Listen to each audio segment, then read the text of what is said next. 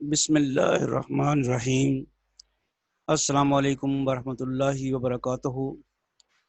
Ordinary differential equation के lecture 14 में हम solutions about ordinary points discuss करेंगे कि किसी डिफरेंशियल इक्वेशन का सीरीज सॉल्यूशन कैसे मालूम किया जाता है about ordinary point. Solution about ordinary point. Suppose x is equal to 0 is an ordinary point of the linear equation। ये एक सेकेंड ऑर्डर डिफरेंशियल इक्वेशन है जिसका x is equal to 0 ordinary point है। ऑर्डिनरी पॉइंट से मुराद क्या है कि y डबल डैश का जो कोएफिशिएंट है वो इस पॉइंट के ऊपर 0 नहीं होता। It is proved in more advance books that there is a solution sigma n varies from 0 to infinity an x n। ये बाकायदा प्रूव किया हुआ है कि अगर ये x is equal to 0 ordinary point हो तो फिर इस डिफरेंशियल इक्वेशन का सॉल्यूशन इस सीरीज की फॉर्म में लिखा जा सकता है।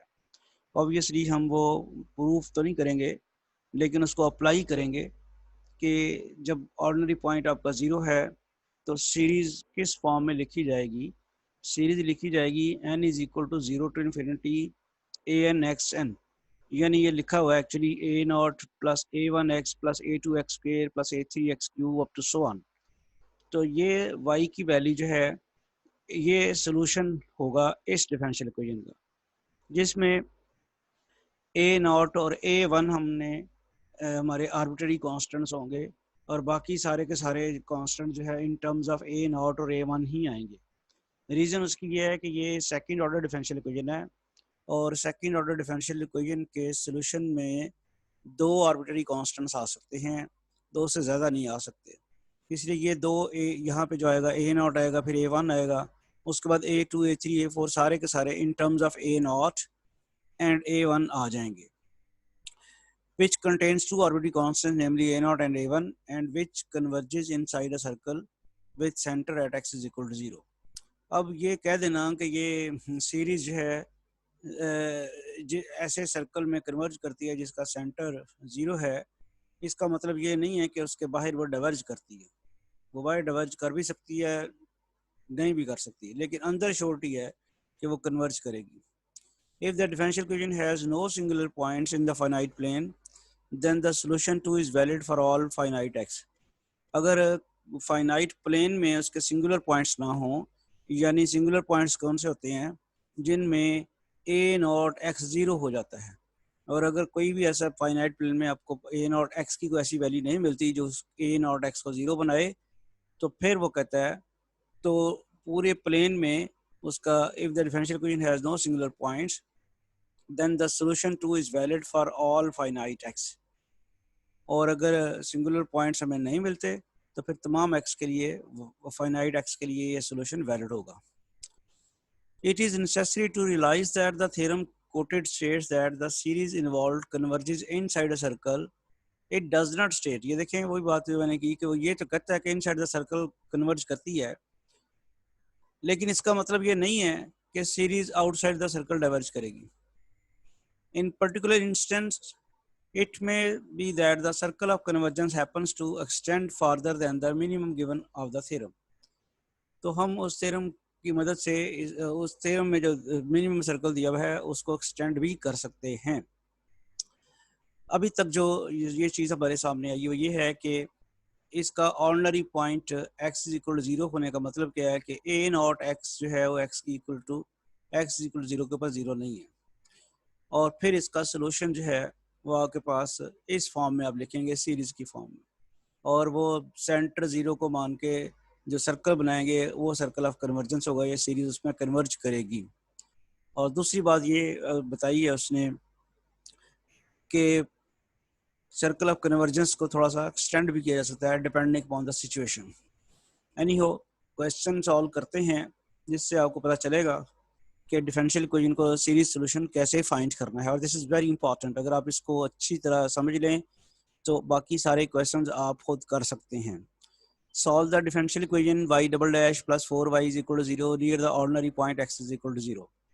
Ordinary point x is equal to 0 दिया हुआ है तो इसका सोल्यूशन जो है फिर हम इस फॉर्म में लेंगे y is equal to sigma n varies from 0 to infinity a n x n, ये इसका सोल्यूशन सपोज कर लिया।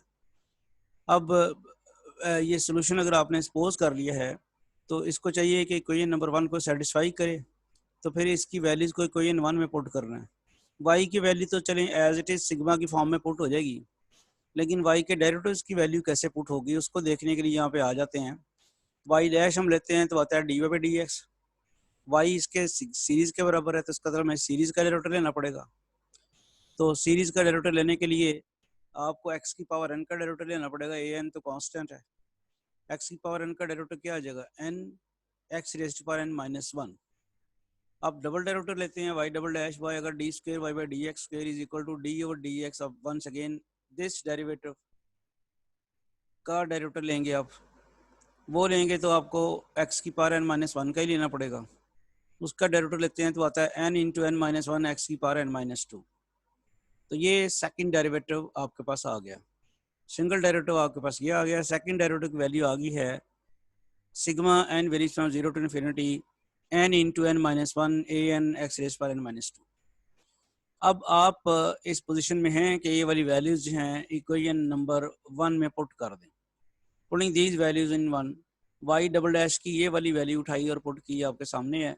वाई डबल डैश की वैल्यू ये है, क्या है जी वाई डबल डैश की value, sigma n varies from 0 to infinity n into n minus 1 a n x raise power n minus 1। वो आपने वाई डबल डैश की जगह पुट कर दी है इस वाई डबल डैश की जगह, ठीक है जी। इसके बाद अगला स्टेप जो है +4y, तो +4 और y, तो फिर ये फॉर +4y और y की तो वही वैल्यू है, sigma n varies from 0 to infinity a n x n. बस अब यहाँ पे आगे, अब यहाँ एक इशू हमारा है, अगर आप बड़े गौर से देखें, इधर x की पावर n माइनस 2 आई हुई है और इधर x की पावर n आई हुई है। सम हो हमने एक जैसी पावर्स बनानी है। वो पावर्स बनाने के लिए अब बड़े गौर से अगर देखें तो ये वाली सीरीज है, इसकी पहली दो टर्म्स तो वैसे जीरो। ये सीरीज स्टार्ट कहाँ से, और ये जीरो से। n is equal to 0 put करूंगा तो मेरे पास ये टर्म जीरो हो जाएगी। n इज इक्वल टू 0 करने से ये सारी की सारी जीरो हो जाएगी। तो इसका मतलब n इज इक्वल टू 0 से मैं स्टार्ट करूं या ना करूं फायदा ही कोई नहीं है। Similarly n is equal to 1 put करूं तो n माइनस 1 1 माइनस 1 ये भी जीरो हो जाएगा। इसका मतलब n मैं 0 से स्टार्ट करूं कोई फायदा नहीं है, 1 से स्टार्ट करूं कोई फायदा नहीं है। तो मुझे एक्चुअली तो फिर n कहाँ से स्टार्ट करना है, 2 से, क्योंकि 0 से स्टार्ट करने से तो वो जीरो ही बन रहा है ना। 0 से स्टार्ट करने से भी जीरो बन रहा है, 1 से भी स्टार्ट करने से भी जीरो बन रहा है। तो we should start here from n is equal to 2। I think you understand कि why we have started from n is equal to 2 instead of starting n is equal to 0, क्योंकि n is equal to 0 पे ये term zero हो जाती है। तो zero को लिखने का फायदा क्या, फिर n इज इक्वल टू 1 पे भी ये जीरो हो जाती है, फिर जीरो को लिखने का क्या फायदा। तो नॉन जीरो जहाँ से आती है शुरू होती है वो 2 से शुरू होती है। n को 2 पुट करी तो अब जीरो नहीं होगा, तो फिर हम समेशन लें 2 से। ये एक स्टेप था समझने वाला, ये आपके पास आ गया। अब वो हमारा इश्यू भी रिजॉल्व नहीं हुआ। n की जगह x की पावर यहाँ पे n है तो यहाँ भी x की पावर n ही आनी चाहिए। एक तरह से आ सकता है, अगर आप n को n प्लस 2 से रिप्लेस कर दें तो फिर अब आ सकता है। अब आप करें replacing n by n plus 2 in the first summation. इस फर्स्ट समेशन में n की जगह n प्लस 2 कर दें। अब जहाँ जहाँ n है वहाँ वहाँ करना है। यहाँ n है, यहाँ n प्लस 2 हुआ, यहाँ n है, यहाँ n प्लस 2 हुआ, यहाँ n है, यहाँ n प्लस 2 हुआ, ये ए एन है, ए एन प्लस 2 हुआ, x की पावर n है, वहाँ भी n प्लस 2 हुआ। और सेकंड समेशन तो एज इट इज रहेगी 4 + 4 sigma n varies from 0 to infinity a n x n. अच्छा, अब अगला स्टेप देखते हैं कि अगले स्टेप में इसकी है सिंप्लीफिकेशन। वो सिंप्लीफिकेशन जो है वो ये आ गई कि ये वाला 2 और ये वाला 2 आपस में कट जाएगा, इधर से ये वाला 2 और ये वाला 2 आपस में कट जाएगा, तो बचेगा फिर क्या, यहाँ 2 2 कट के n varies from 0 to infinity n plus 2, यहाँ पे n प्लस 1 रह जाएगा, n प्लस 2 x की पावर n और ये x की पावर n। अब देखते हैं कि दोनों सीरीज में दो चीज़ें सेम आ गई हुई हैं। एक तो दोनों में sigma n varies from 0 to infinity है। एक चीज़ ये ज़रूरी थी कि ये दोनों समेशन जो हैं सेम नंबर से स्टार्ट हो, और दूसरी चीज़ ज़रूरी क्या थी कि दोनों में x की पावर n जो है सेम हो। वो दोनों आ गई हैं, अब इनको इकट्ठा कर सकते हैं। Sigma n varies from 0 to infinity n plus 2 n plus 1 a n plus 2 plus 4 a n x की पावर n कॉमन लिया जा सकता है, which now use the fact that for a power series to vanish identically over any interval each coefficient in the series must be 0। यानी अगर इस series ने हर interval x की हर वैल्यू के ऊपर अगर इसने 0 होना है तो फिर x के साथ जो कोएफिशिएंट लगा हुआ है, हर टर्म के साथ जो कोएफिशिएंट लगा हुआ है, this should be equal to 0। ये एक हमारे पास प्रिंसिपल है, तो ये फिर हमारे पास 0 हो जाएगा। 10 n plus 1 into n plus 2 a n plus 2 4 a n is equal to 0, यानी ये चीज़ 0 हो गई। अगर ये चीज़ 0 होगी तो यहाँ से a n plus 2 की वैल्यू निकालने की कोशिश करनी है। a n plus 2 की वैल्यू निकला ये -4 a n over n plus 1 into n plus 2। इसके बाद हम रेकरेंस रिलेशन बनाने के लिए n की जगह n-2 करते हैं। ये n की जगह n-2 पुट किया हर तरफ, तो ये हमारे पास बन गई है recurrence relation an is equal to -4 an-2 over n into n-1 n greater equal to 2। इस रेकरेंस रिलेशन की मदद से बाकी an की वैल्यूज मालूम करने की कोशिश करेंगे। Relation 6 is called the recurrence relation and may be used to obtain an for n greater equal to in terms of a0 and a1 which are left arbitrary। अब जारी बात है a0 और a1 तो फर्जी भरे हैं और जनरल सॉल्यूशन के आने हैं डिफरेंशियल इक्वेशन में 2, तो बाकी सारे इन टर्म्स ऑफ a0 और a1 ही फाइंड आउट करेंगे। a2 मालूम किया, कैसे किया जी? n की जगह 2 पुट कर दिया मैंने, n की जगह 2 पुट कर दिया तो -4 वैसे ही, और n की जगह 2 पुट किया तो a0 और नीचे n की जगह 2 और 2 - 1 ये आ गया 2 1। फिर n की जगह 3 पुट किया तो वो आ जाएगा -4 और n की जगह 3 पुट किया तो a3 - 2 a1, n की जगह 3 और वो -1 3 इंटू 2। फिर मैं बता दूं आपको n की जगह 2 पुट करके ये टर्म आती है, n की जगह 3 पुट करके ये टर्म आती है। जानबूझ के मैंने इसके नीचे नहीं लिखा, साइड पे लिखा है। आप a4 n की जगह 4 पुट किया तो वो आ जाता है -4 a2 4 इंटू 3, n की जगह 5 पुट करने से क्या आ जाता है -4 a3 5 इंटू 4। फिर इसी तरह कंटिन्यू करते जाएं, ऑड इवन पावर्स आप इधर रख लें। ए n की जगह 2k पुट किया, -4 आ गया a 2k -2 और नीचे n की जगह 2k और 2k -1। इधर इसको भी कंटिन्यू करते हैं तो ऑड पावर इधर आ जाती हैं, तो यहाँ पे n की जगह 2k + 1 किया, a2k + 1 is equal to -4 a2k -1 और ये सारा आपके पास आ गया। आई थिंक ये आपको समझ आ गई होगी रेकरेंस रिलेशन कैसे आई है और रेकरेंस रिलेशन से आपने टर्म्स कैसे निकाली। अब जनरल फार्मूला स्टेब्लिश करने के लिए एक रूल इस तरह अडॉप्ट हम करते हैं कि ये जो सीरीज, ये जो कॉलम आया है, इसकी लेफ्ट हैंड साइड को मल्टीप्लाई करा देते हैं और राइट हैंड साइड को भी मल्टीप्लाई करा देते हैं, फिर देखते हैं क्या बनता है। If we now multiply the corresponding members of the quantities of the first column we obtain, वही जैसे मैंने अभी बताया, फर्स्ट कॉलम की लेफ्ट हैंड साइड्स को मल्टीप्लाई कराया। फर्स्ट कॉलम में आपको याद है a2 a4 a2k था, वो मल्टीप्लाई करा दिया। फर्स्ट कॉलम की राइट हैंड साइड्स को मल्टीप्लाई कराया, वो आ गया -k, चूंकि वो k टाइम्स आता है -1 तो -1 की पावर k लिख लेते हैं। 4 भी हर टर्म में मल्टीप्लाई हो रहा था तो 4 की पावर k बन जाएगी, और ये नीचे वाला ऐड करेंगे तो 2k फैक्टोरियल बन जाएगा अगर आप सारा उसको ऐड करते हैं। तो इधर आपके पास क्या आता है a0 a2 a2k -1। अब आप देखते हैं कि बड़े आराम से a2 जो है a2 से कैंसिल हो जाता है, a4 जो है वो यहाँ कहीं a4 आएगा उससे कैंसिल होगा, और ये a2k -1 जो है वो यहाँ कहीं a2k -1 आएगा उससे कैंसिल होगा। रह सिर्फ a0 और a2k जाएगा।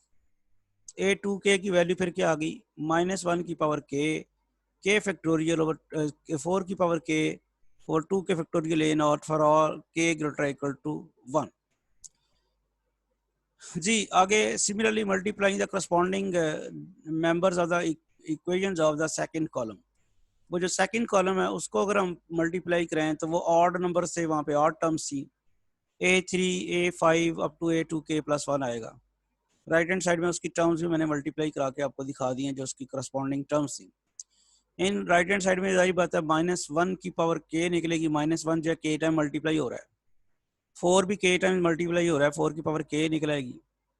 फिर आपके पास a1 a3 up to a2k, और नीचे आपके पास क्या बन जाएगा, ये a3 कैंसिल होगा फिर इस a3 के साथ, a5 कैंसिल होगा इस आने वाले a5 के साथ, a2k -1 कैंसिल होगा इस यहाँ a2k -1 है टर्म जो नज़र नहीं आ रही लेकिन मौजूद है, उससे कैंसिल होगा। तो आपके पास रिजल्ट फिर क्या आ जाएगा, a2k + 1 is equal to -1 raise पर k 4 रेज पर k 2k + 1 फैक्टोरियल a1, चूंकि a1 इंच बचा था उधर a2k + 1 बचा था, ये इक्वेशन 8 आ गई। अब हमारे पास जो सोल्यूशन है ये वाला जो हमने सपोज किया हुआ है, इसमें से इवन और ऑड अलग करने के लिए हम करते ये हैं कि इसको सीरीज को एक्सपेंड करते हैं, इक्वल 0 रखेंगे तो ए नॉट अलग कर लिया, उसके बाद सारी इवन वाली टर्म्स अलग कर ली इनमें से, यानी a2 a4 a6 ये सारी इकट्ठी कर ली, a1 भी अलग कर लिया और सारी ऑड वाली सारी इकट्ठी कर ली, ठीक है, 2k + 1 वाली, यानी a3 a5 a7 ये सारी इकट्ठी कर ली। अब इसका फ़ायदा ये होगा कि हमने पीछे a2k की वैल्यू निकाली हुई है, वो वाली जो a2k की वैल्यू निकाली है वो इसमें पुट कर देते हैं इक्वेशन नंबर 7 से, ये a2k की वैल्यू है, और इसी तरह हमने a k की भी वैल्यू निकाली हुई थी, a2k + 1 की, ये a2k की वैल्यू ये पुट की यहाँ पे, ठीक है, और उन सब में ही a0 है तो a0 यहाँ भी है तो वो कॉमन निकला a0 और यहाँ पे रह गया 1। इसी तरह a2k + 1 की वैल्यू ये है, इन सब में a1 है और यहाँ भी a1 है तो वो a1 कॉमन निकल गया, ये टर्म रह गई आपके पास। तो अब आप चाहें तो इसको इसी फॉर्म में लिख दें, ये सोल्यूशन आ गया बस, इट्स आंसर, सीरीज सोल्यूशन आपके पास इसका सॉल्व हो गया। इस सीरीज का आंसर लिखना ज़रूरी नहीं है कि क्या है, लेकिन सिर्फ आपको समझाने के लिए मैं आगे इसको लिख देता हूँ कि ये सीरीज किस फॉर्म की बनेगी। तो आगे आपने इसको लिखा जी a0 और ये वाली दो सीरीज बन गई। It is possible to write equation number 10 in the form, equation number 10 को आपने इस फॉर्म में कैसे लिख दिया है, सिर्फ एक ही फ़र्क डाला है कि a1 की जगह आपने 2 से डिवाइड किया, 2 से आगे मल्टीप्लाई कर दिया सारी सीरीज़ को, वो एक ख़ास किस्म की फॉर्म बनाने के लिए ये ऐसा हमने इसको किया है। तो यहाँ से देखें 4k भी गायब हो गया हुआ, 4 की पावर k गायब होगी, कैसे किया, वो 2x की पावर 2k कर दिया, और यहाँ भी 2k + 1 चाहिए था, एक 2 एक्स्ट्रा चाहिए था, वो मल्टीप्लाई डिवाइड करके हमने कर दिया। तो ये वैसे ज़रूरत नहीं है आपका जो फिर मैं आपको कह देता हूँ कि आपका जो सोल्यूशन है वो यहाँ तक आ चुका है। ये सिर्फ एक्स्ट्रा स्टेप्स जो हैं बुक में के जनरल सोल्यूशन जो है वो हमारा वही सोल्यूशन होगा जो हम और आम वे से अगर सीरीज सोल्यूशन ना भी करते तो लेके आते तो वही होना था, उसको करने के लिए ज़रा शो कर रहे हैं। तो नेक्स्ट जो है वो जो सीरीज़ जो आया हमारे पास आया था सोल्यूशन, वो जो पहली सीरीज़ आई थी वो cos 2x की एक्सपेंशन है मैक्लॉरेन सीरीज़ से, और जो दूसरी सीरीज़ आई थी वो sin 2x की एक्सपेंशन है। तो हम अगर आप अपने तरीके से भी करते वैसे सीरीज सोल्यूशन के बगैर भी, तो वो यही आता y = c1 cos 2x + c2 sin 2x।